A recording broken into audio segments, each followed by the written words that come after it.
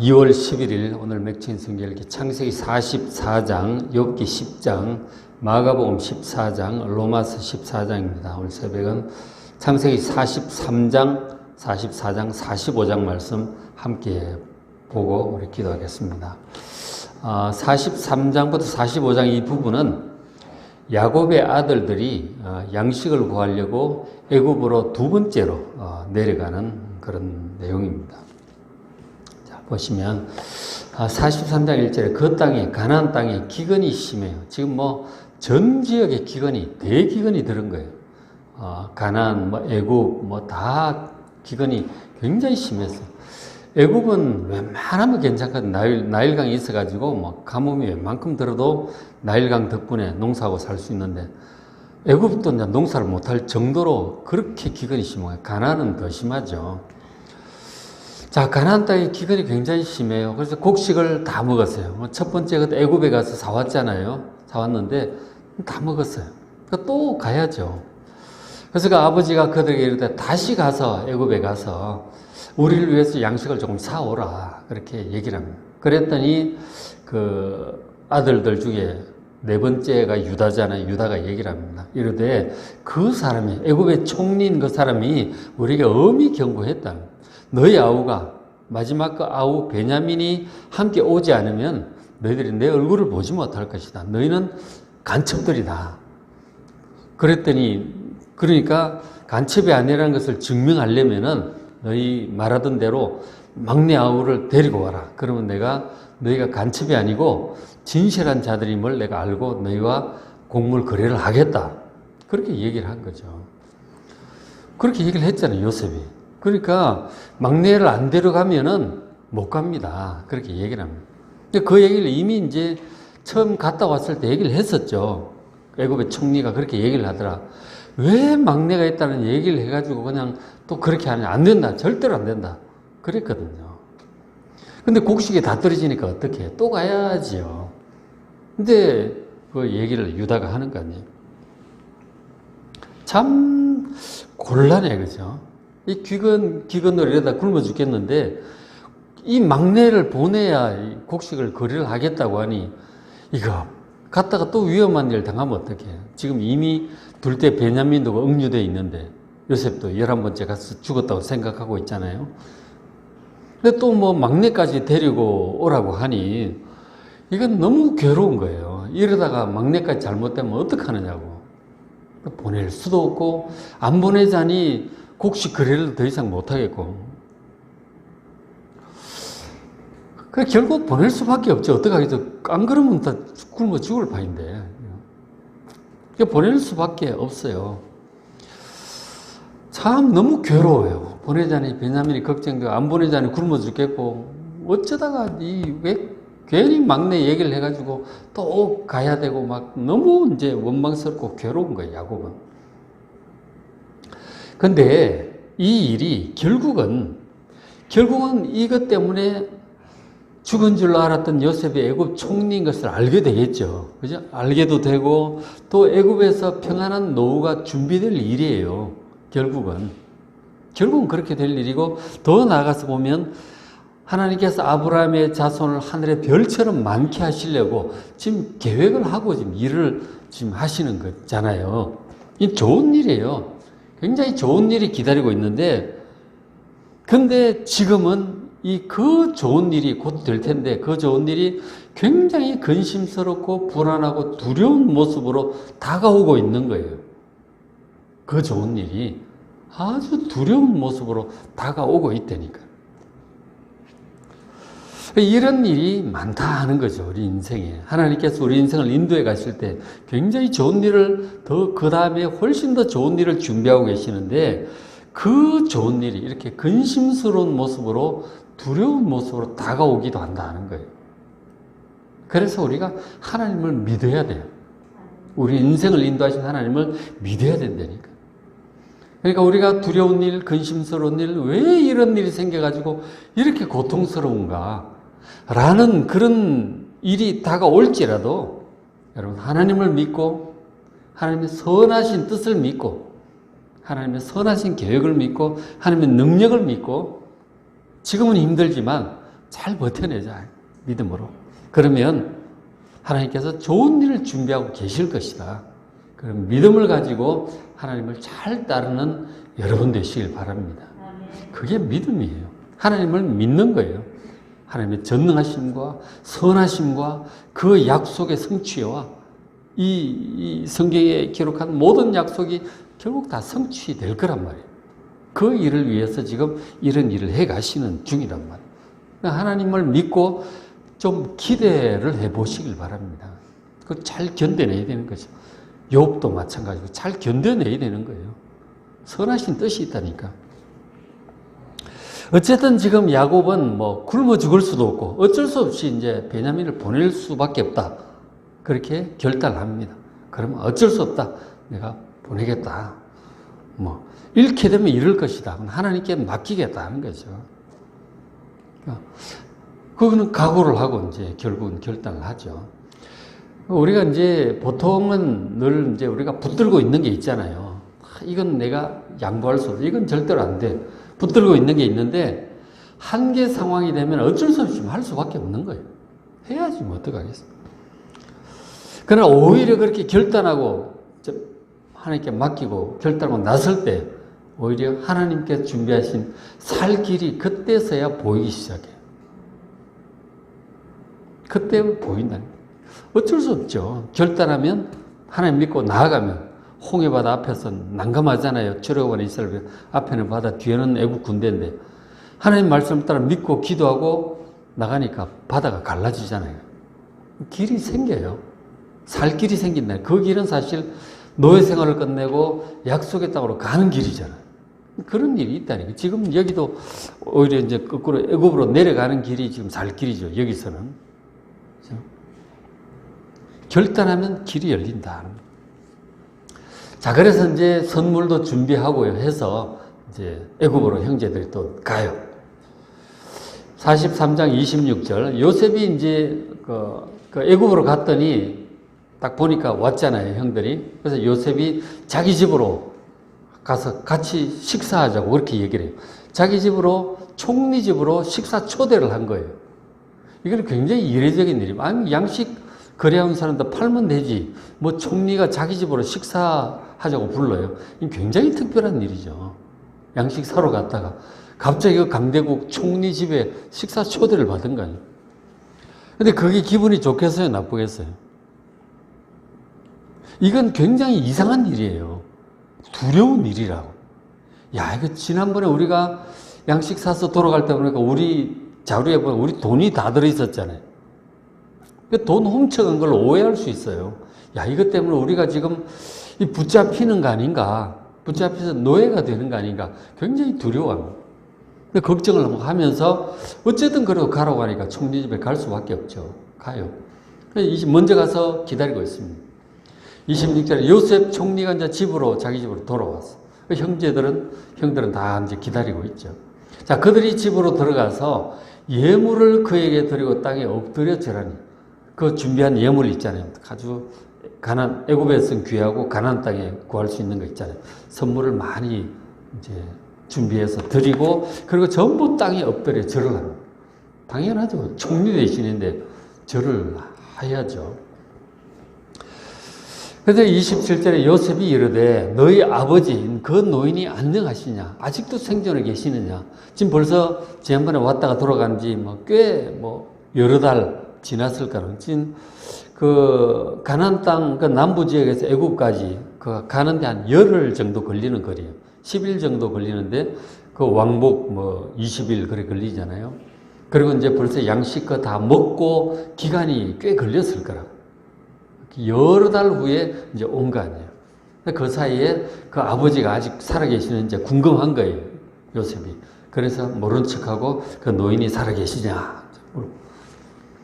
그래서 28절 그들이 대답하되 주의 종 우리 아버지가 평안하고 지금까지 생존하였나이다 하고 또 머리 숙여서 또 절을 합니다. 그러니까 자꾸 이제 요셉에게 절을 하게 되죠. 이 총리니까 당연히 그럴 수밖에 없죠. 아직 동생인지도 모르고.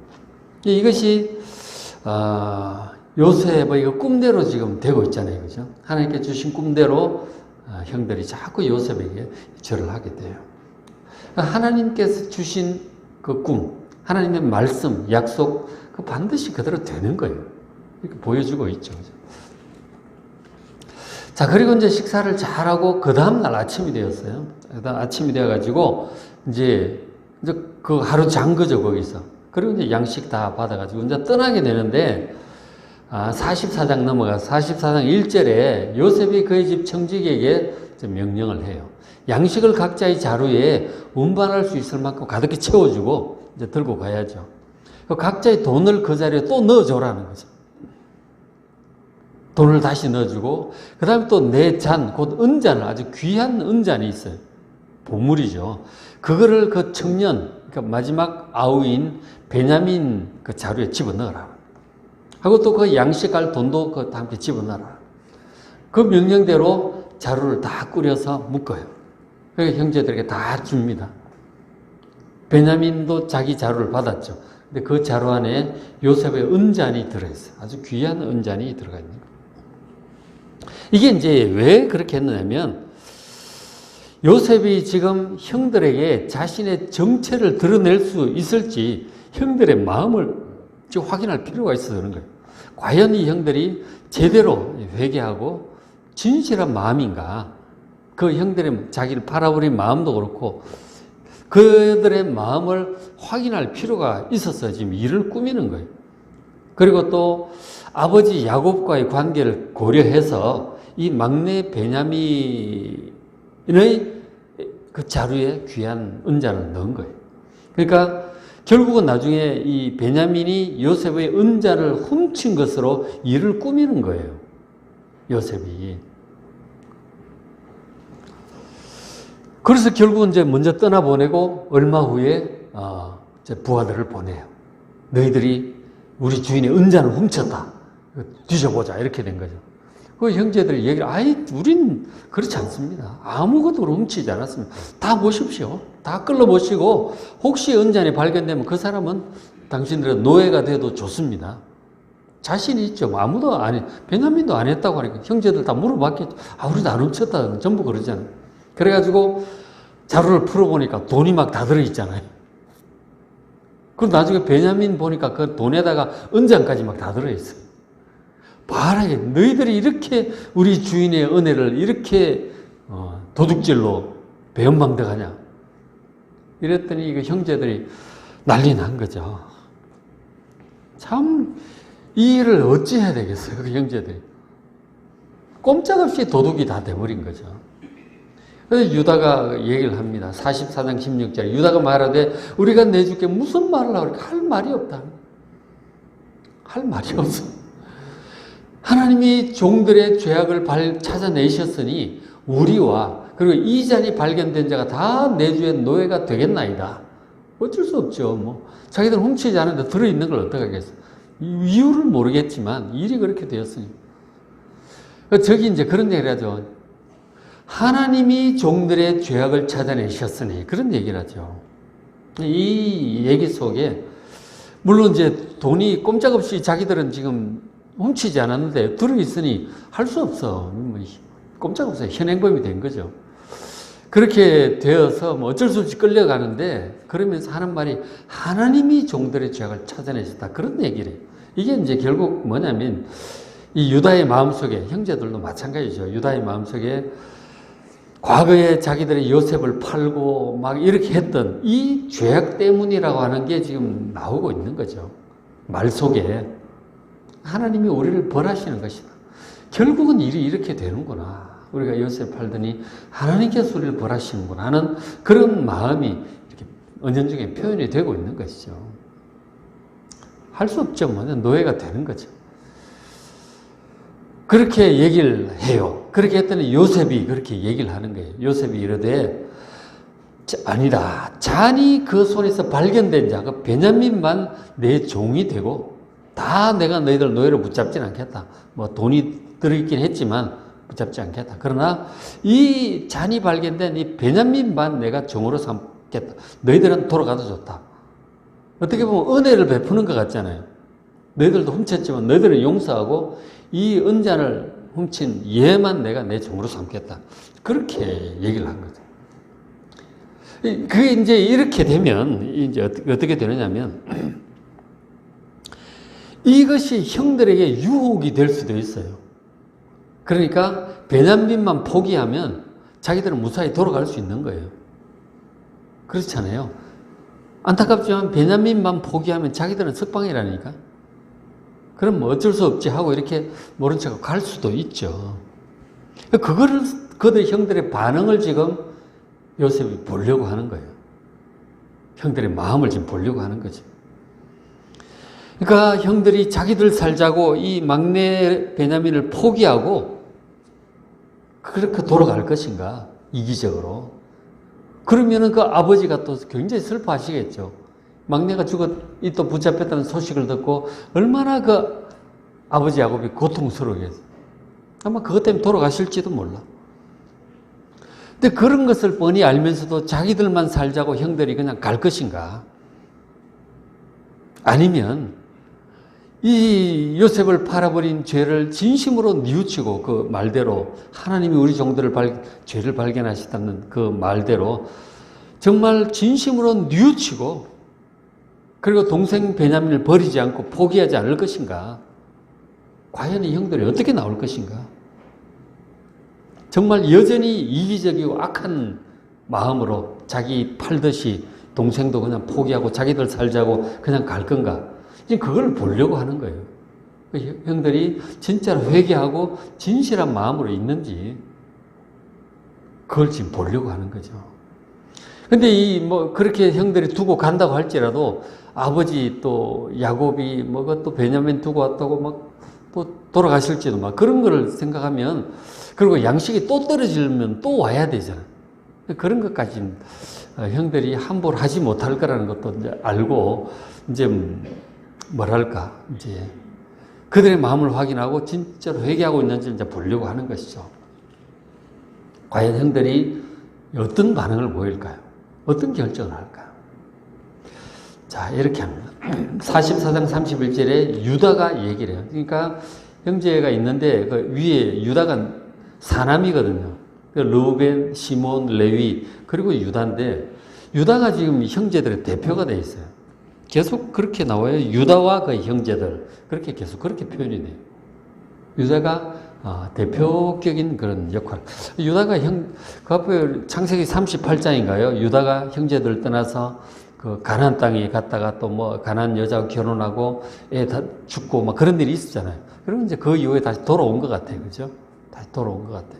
돌아와서 그러니까 변화가 되었던 것 같아요. 유다도 변화되고 형제들 중에 가장 지도력이 있는 그런 이제 형제가 된 것 같아요. 어쨌든 유다가 얘기를 합니다. 44장 31절에 쭉 긴 얘기를 해요. 긴 얘기를 합니다. 그 긴 얘기가 굉장히 구구절절히 뭐랄까, 자기 희생적인 결국은 결단을 내리게 되는데, 정말 아버지를 염려하고 베냐민을 염려하고 형제들을 생각하는 그 진실한 마음이 드러나요. 44장 긴 내용을 보시면. 그래서 결론적으로 그런 얘기를 합니다. 긴 얘기를 하고 과정을 쫙 얘기를 다 해요. 아버지와 베냐민과의 관계를 얘기를 다 해요.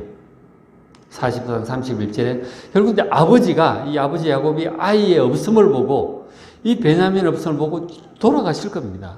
못 견디실 겁니다. 그 요셉 죽고도 그렇게 슬퍼하셨는데 이 베냐민까지 노예로 붙잡혔다는 얘기를 들으면 슬픔으로 돌아가실 겁니다. 도저히 그것을 이 유다는 그렇게 일이 되게 방치할 수 없는 거예요. 결국 33년 이제 주의 종으로 나를 그 아이 베냐민을 대신하여 머물러 해서 내 주의 종이 되게 하라. 내가 베냐민 대신 종이 되게, 한 명 붙잡겠다면 저를 대신 붙잡아 달라고. 그 아이는 형제들과 함께 올려 보내소서. 그렇게 간곡하게 얘기를 합니다.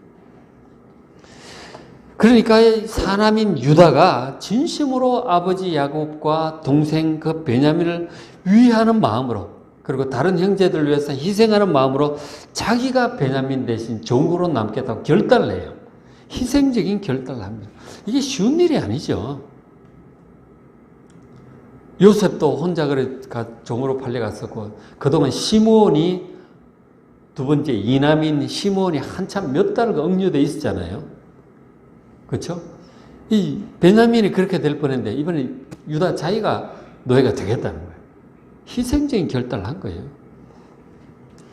그러니까 과연 그 형제들의 회개가 진실한 것이었고, 그리고 아버지와 동생 베냐민을 위하는 마음도 진심이라고 하는 것이 유다의 희생적인 결단으로 드러난 거예요. 이에 요셉이 감동을 합니다. 요셉이 그 형들이 막 정말 간곡하게 막 하는 그런 걸 보고 마침내 이제 드디어 자신의 정체를 드러내게 된 거죠. 요셉이, 그죠? 자신의 정체를 드러냅니다. 그리고는 자, 얘기를 하죠. 요셉이 45장으로 넘어갑니다. 45장 1절에 요셉이 그 정을 억제하지 못합니다. 그 막 형들에 대한 정체를 숨기고 했는데 형들의 진심을 이렇게 확인하고는 정을 억제하지 못하고 요셉이 큰 소리로 막 앞서 웁니다. 시종들 다 물러가라고 소리를 내서 엉엉하고 울어요. 그 몇십 년 세월에 그 종으로 팔려가고 그런 그거 다 느껴지잖아요. 아버지의 고통, 형들의 죄책감, 회개하는 이런 모습들, 근데 다 이제 느껴지잖아요. 그래서 막 그 요셉이 통곡을 거기서 해요. 그리고 자기가 요셉이라고 얘기를 합니다. 2절에 요셉이 큰 소리로 울고 나는 요셉이다. 내가 당신들이 애굽에 팔아버린 그 요셉이라고 자기 정체를 밝힙니다. 그러면서 아버지께서 아직 살아계시나이까? 그러고 막 울면서 얘기를 합니다. 형들이 가면 놀라서 대답을 못해요. 얼마나 놀랬겠어요. 어디 가서 노예 생활하고 있겠거니 총리 대신에 내가 있어요. 얼마나 놀랬겠어요. 대답을 못합니다. 그러면서 놀래기도 하고 그러면서 형들이 굉장히 두려움을 느끼죠. 야, 우리가 팔아버린 요셉이 총리 대신이 되어서 지금 우리의 생명을 좌우할 만한 위치가 되어 있잖아요. 요셉 한마디면 이제 그냥 죽어요. 형들은.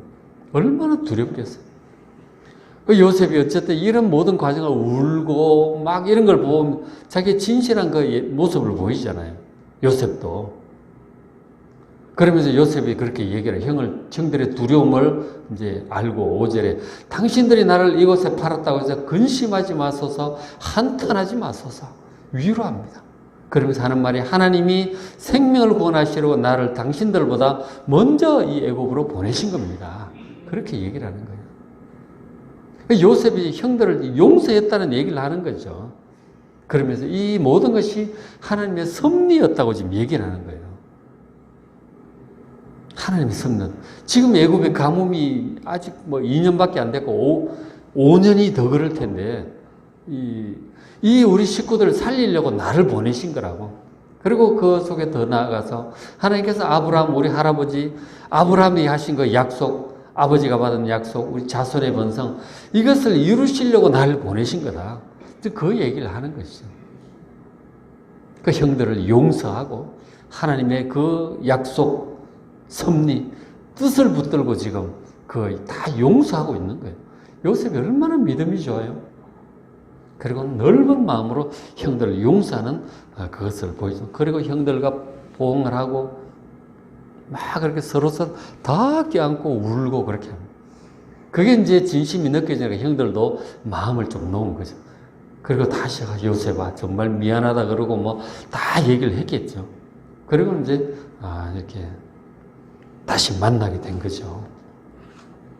그리고 이제 요셉이 다시 얘기를 합니다. 45장 11절에 흉년에 5해가 더 있을 것입니다. 내가 이 애굽 땅에서 고센 땅 얘기를 해요. 그 좋은 땅. 거기서 아버지를 봉양하겠습니다. 아버지와 아버지의 가족, 그리고 아버지에 속한 모든 사람들, 그리고 형들을 다 얘기하는 형들, 그리고 형수, 그리고 그 조카들 전부 다, 그리고 종들도 있잖아요. 전부 다 데려오라고. 제가 애굽 총리 아닙니까? 제가 이 가뭄이 끝날 때까지 다 여러분들 양식 걱정하지 않도록 제가 확실하게 부족함이 없도록 다 봉양을 하겠습니다. 걱정 마시고 아버지 모시고 내려오십시오. 그리고 선물을 잔뜩 준비하고 그 왕궁에 쓰는 수레들이 있잖아요. 수레에다가 양식들 가득 채우고 선물들 해가지고 다 해가지고 그냥 옷도 다 주고 형한테. 그때는 옷이 굉장히 귀하던 시대. 형들은 옷도 다 줍니다. 옷 한 번씩 다 주고. 그렇게 해서 이제 아버지 모셔오라고 보낸 거죠. 그렇게 요셉의 진심이 느껴지니까 형들도 이제 좀 덜 두려운 마음으로 가서 이제 아버지에게 소식을 전하게 되는 것이죠. 그리고 이제 모셔오게 되는 거예요. 그래서 이 야곱의 식구들, 이스라엘의 식구들이 손자, 손녀 다 할 것 없이 전부 이제 애굽으로 내려가게 되는 거예요. 그곳에 이제 양식 걱정 없이 자손이 번성을 해서 엄청나게 번성을 하게 되죠. 그런데 요셉 총리 덕분이고 그 일을 하나님께 다 준비하신 거 아니에요, 그죠? 그렇게 됐습니다.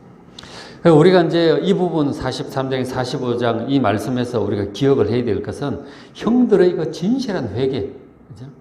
그리고 특히 사남 유다의 희생정신, 그리고 요셉이 하나님을 경외하는 마음으로 형들을 용서하고 포용하는 넓은 마음에 우리가 주목을 해야 돼요, 그죠? 그래서 이제 유다의 이런 희생정신에서, 희생정신 참 훌륭하잖아요, 그죠? 그래서 결국 이제 나중에 보면 이 유다의 후손 중에서 유다 지파잖아요. 유다 지파에서 다윗 왕이 나중에 나와요. 그 후손 중에 예수님도 태어나시죠. 유다의 후손이에요, 그죠? 눈여겨봐야 되죠. 구속 역사 관점에서. 그리고 이제 요셉의 이 지도력, 총리로서의 지도력, 그리고 용서하는 넓은 마음, 그런 것으로 인해서 나중에 아버지 야곱 돌아가실 때 창세기 50장, 49장, 50장에 장자의 축복을 받게 돼요. 그러니까 요셉이 장자의 축복을 받는다니까요. 장자의 축복을 받게 돼요. 그렇게 하고. 그래서 이제 요셉의 두 아들이 에브라임과 므낫세와 에브라임인데 각각 두 지파를 이루게 되는 거예요. 요셉이 장자기 때문에 두 지파를 이루게 되는 것입니다. 장자라서 그래요. 장자의 명분이 그렇게 돼요. 원래 르우벤인데 요셉이 장자의 축복을 받게 돼요. 어쨌든 전체적으로는 이 보면 막 팔려가고 막 다시 돌아오고 여기서 이제 번성을 하게 돼. 하나님의 계획을, 큰 계획을 따라 일이 이루어진단 말이에요. 하나님께서 아브라함에게 처음에 600년 전에 약속하실 때 자손 낳게 하늘의 별처럼 많게 할 거라고 그러셨잖아요. 그 일을 이루어 가시는 거예요. 그래서 전체가 하나님의 계획을 따라 일이 진행이 되지만 그러면서 동시에 각자 심은 대로 거두게 되는 거예요. 요셉을 팔아버린 그 죄로 인해서 많은 고통을 당하게 되죠. 형들이, 그죠? 고통을 당하게 돼요. 그런가 하면 희생정신, 희생했던 이 유다는 유다대로 또 축복을 받고 굉장히 축복을 받죠. 요셉은 요셉대로 축복을 받게 돼요. 그래서 심은 대로 거두게 하시는 하나님의 다스림에 우리는 주목해야 돼요. 하나님께 전체적 일을 이루어 가시고 구속의 역사, 세상을 운영하시고 이루어 가시지만 각자는 심은 대로 또 거두게 되는 그것이 하나님의 법도인 것이죠. 하나님의 다스림에 주목하면서 우리도 하나님 보시기에 정말 바르게, 의롭게, 선하게 잘 할 수 있도록 행하는 여러분 되시길 바랍니다. 오늘 맥체인 성결기 창세기 44장 보시고 욥기 10장, 마가복음 14장, 로마서 14장 말씀 읽으시고 은혜 많이 받으시기 바랍니다.